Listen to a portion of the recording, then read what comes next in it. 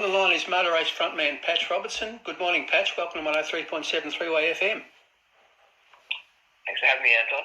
Oh, our pleasure, mate. Look, your new single, Knock Knock, was released recently. Congratulations. What a great song. Thank you very much. Yeah, long time in the making, 17 years since our last song. It's a long time. It is a long time. Makes me feel very old. Yeah, no, that's great, mate. Look, I believe the song was actually written in the early 2000s. Can you tell us a little bit about the song and why you chose Knock Knock to be your first release after all this time? I think it's a great choice. Oh, thanks. Yeah, well, it was a song that we sort of worked on in between our first and second records. Right. And it's just when we were kind of demoing for the second record, and then, I don't know, I'd just written Carry On, which ended up being probably one of our biggest songs, and sort of pushed the band in a bit of a different direction. Right. So it was just, it didn't really fit with what we were doing at the time, and it just kind of got, put on the shelf. And yeah, I don't know, I guess after our 2019 sort of tour in which we kind of, reformed and did a national tour, I guess we just sort of, talked a bit about doing some recording at some point, and, we planned to through 2020, but obviously, COVID happened, and the whole thing kind of, got put back on the shelf, and it wasn't until Christmas, just before Christmas last year, 2021, we went to the studio and recorded a few tracks, and that was one of them. So definitely. I think for us it was just, I think we were all much more into that, earlier sound that we were doing with Motor Race, the rock, the big guitars, and that was kind of where that was our focus for this song, and the other songs were recorded. So yeah. Yeah, no, that's great, mate. Look, the official music video for Knock Knock's fabulous too. Now, I believe Melbourne video wizard Matt Jasper put it all together for you. Can you tell us a little about the video too?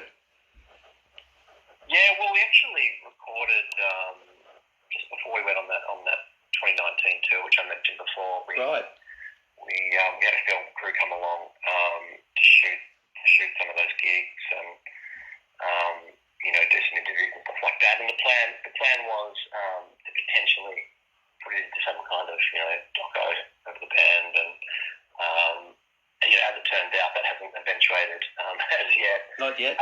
But we, no, not yet. But we certainly took some of the footage from that and put it together.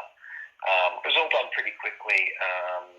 We sort of didn't really plan to do a proper old school clip for it, and it was all very much just a quick thing from like I said, the end of last year. So it's been pretty good. It was nice to sort of put the fans in there and get a bit of good footage of live stuff. But I think it turned out pretty nicely. Yeah, no, it works really well, mate. Look, I think the next question is probably a pretty obvious one. Is there any more new music from Motor Race in the pipeline that we can look forward to in the not too distant future? Maybe an album. Putting you on the spot. Well, so we definitely recorded an EP. That the intention is to put out the EP this year. So 4 songs. Okay. And that's definitely, I'm sort of working on that on weekends basically, because like the rest of the guys in the band, you've got a full-time job. It's hard to squeeze everything in. Right. And certainly an album is a bit challenging, because it's it takes it's a mammoth sort of exercise when you've got other things going on in your life. Absolutely, yeah. So EP seems to be a bit more of a digestible kind of chunk. Fantastic. Which is what we're doing. So look, we'll just do this EP, put it out this year, see if we get enthused, and maybe just do another. Maybe just kind of chip away at these things with EPs rather than albums. It's too daunting to commit to an album at this point. Fair enough, mate. Look, now I know Motor Race have a series of gigs coming up in June to celebrate the 20-year anniversary of your wonderful debut album, 5 Star Laundry. Now, I'll read out where you're actually playing. Freo. Yeah, that'll be great. Yeah, look, Freo, Perth, Brisbane, Sydney, Newcastle and Melbourne. That's gigs in 4 states. You must be really looking forward to the anniversary gigs. Yeah, I mean, it'd be great. We like I said before, we had planned to tour in 2020 and all that got shelves. So really looking forward to getting out there again and having a couple of new songs Right. Add a bit of an extra layer to it. But looking forward to doing the Five Star Laundry album. I'm going to try and do it from beginning to end if we can. It'll be good. Fantastic. Yeah, look, regarding Five Star Laundry, I mean, classic album. I've got to ask you this question. Do you have a favourite song on the album yourself personally, or do you just love them all? I don't love them all. You don't love them all? I thought you'd say you love them all. No. I mean, it's funny actually. In retrospect, 20 years later, you kind of look back at songs and go, But no, I really do. I really do. The first track in particular, Hey Driver. Fantastic. Probably got a very soft spot for. Yeah. It's still one of my favourite Motor Race tracks, actually. Yeah. Yeah. Fantastic. So you've actually nominated Hey Driver. Fantastic, mate. Because I've sort of thought of it, because every artist I ask, they say, no, I love them all. Well done, mate. Fantastic. Look, it's the band's first two albums, Five Star Laundry, Shoot This, both went gold, of course. Now, can I ask where the gold records are these days? Are they hanging up on Patch's living room wall? They're sitting sort of on the floor. On the floor? They're sort of up against the wall in the corner, so but sort of on the floor. I don't know. Have you got a studio set up sort of thing, or is it sort of a man cave, or? Yeah, it's basically a studio in the kitchen kind of thing. It's fantastic. Weird to describe, but definitely doing most of my work here. And obviously, I've got to go into studios to record, drums and other things. But most of the stuff happens at home these days, which is kind of nice. Yeah, dangerous, absolutely. But nice. Yeah. Fantastic, mate. Look, I know we've already touched on it a little bit, but can we talk a little bit more about the history of Motor Race for a moment? Look, the lineup of the band's remained pretty well constant since you started out, of course, and all four of you are still there. Can you tell us a little bit about the early days of Motor Race? How did it all start? Yeah, I have to kind of stretch back into the memory. Yeah, sorry. But I think we started. I think Motor Race technically started. I think at the end of '97. I think that's at least when the band changes. I was in another band in Melbourne called Snowblind. Right. And that was probably from like 95 to 97. I was 15, 16. I'm just actually got my math right. Hold on. No, Snowblind was like 93. I would have been 15, 16. And then that kind of gradually over time morphed into Motor Race. And around at the end of '97, I think Dave. I think we had a couple of other members who left, and then Dave joined. I think at the beginning of either the end of '97 or the beginning of '98. I can't remember. Yeah. And then basically we spent we kind of throughout most of the material that we could have done with Snowblind, except for one song, which is Lorenzo, which is on the first album. And then the rest we kind of spent, I think we spent most of '98 pretty much in a rehearsal room just writing a whole bunch of new material, which ended up being all the material for the Lifetime Laundry album and a couple of others, and then sort of just lock ourselves away for most of '98, and then came out end of '98 and started doing some shows and sort of picked up a little bit of interest with the new band and kind of. So I think we signed our deal in at the start of '99. Right. And then and record that first EP in sort of halfway through '99, and then just kind of took it from there. Yeah, what about the name Motor Race? It's a fabulous name. How did that come about? I guess I kind of have been. I've sort of always been a bit of a motor racing fan for years, but I think it was. It was just. I guess it had a certain energy about it. It's more the sound of the name that was built to me. We were kind of pretty much guitar rock at that point, and it had a bit of an energy to it that I kind of dug, and that was it. But it's always hard. It's always hard as you evolve your sound. The name of the band probably didn't sort of necessarily suit some of our later material, but fantastic. And I love Snowblind as well. That's a cool one. Fantastic. Oh, thanks. Yeah. Look, what about the breakup of the band? I need to ask you about that as part of your history. You called it quits in late 2005. May I but ask the reasons behind the band breaking up? Was it just you were burnt out or you'd had enough, or what was it all about? Yeah, I think it was a combination of lots and lots of things. Burnout, definitely part of it. I think we'd also wanted to get a bit more traction overseas, in overseas markets, because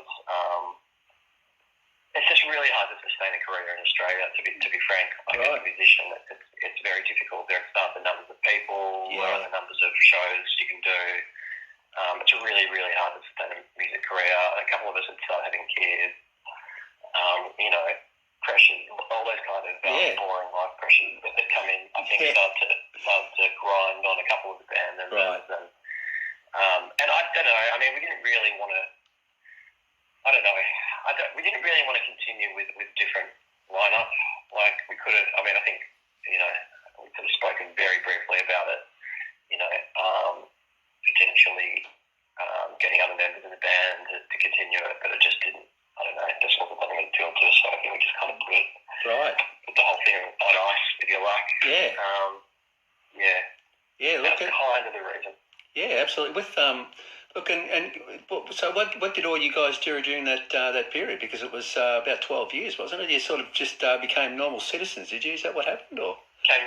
Normal, regular Joes. But yeah, no, I mean, I think we all did. I think it was more than 12 years. Was it more than 12? Was it right? Well, I think it was like 15 years. Oh, okay. Until we hop back on stage. But we did. I mean, everyone's done different things. A little bit. Everyone's done a little bit of music. I mean, I probably did. After the band, I spent 5 years, 6 years doing sort of music for film and TV kind of projects. And Great. Studying a music composition course. Yeah. Sort of did all that stuff, and I love that. But again, struck by similar scenarios. Just Australia's not the easiest place in the world. Yeah. To kind of pursue that kind of profession. I think some of us, but most people kind of went into sort of professional jobs. Right. Where it is, it's just in regular kinds of jobs. So, fantastic. Yeah. That's a bit of an adjustment. I bet. Particularly in the past few years, but sort of becomes somewhat the norm now. Right. Interesting we have a bit of a split brain mentality now. Like office by week and then by weekend. Fantastic. Look, a tricky one. Yeah, look, and the band reformed, you said 15 years later, of course, which is only recently. Been together ever since. Look, what was the motivation behind reforming? You just, how did that come about? Well, it was only, the original plan was only to reform for the tour in 2019. Oh, okay. So there wasn't really I still, in some ways, I still don't really consider the band reformed. I mean, okay. We are. I mean, I don't actually think there's much point in making that distinction anymore. I mean, we're just like we're kind of mates, and if we want to make music, we'll make music, and we'll do it under the band name. And if we don't, we won't. I don't think there's any.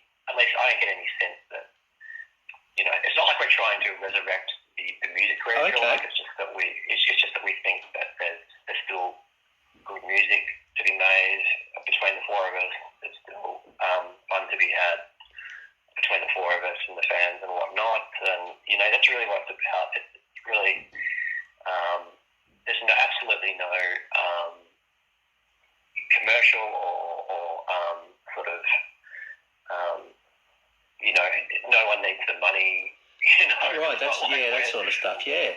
We're not doing it for those reasons at all. And I think a lot of, I think some bands get forced into that position, but fortunately, right. I mean, I think because we invested the last 10 years of our lives in regular kind of professional jobs, we don't actually have that. So it's worked well. Yep. That pressure. So it's nice. It's actually nice in a lot of ways because it frees you up to do whatever you want to do. Yeah. Without any record company pressures or commercial pressures or whatever. So it's nice. Actually a nice place to be. Yeah, fantastic. Look, before we let you go, we talked about the anniversary tour, of course. But what about any sort of other future plans? So anything else we can look forward to in relation to touring, or you get this tour done and then worry about it later? Yeah, I mean, we'll get this tour done. I mean, for me, it's more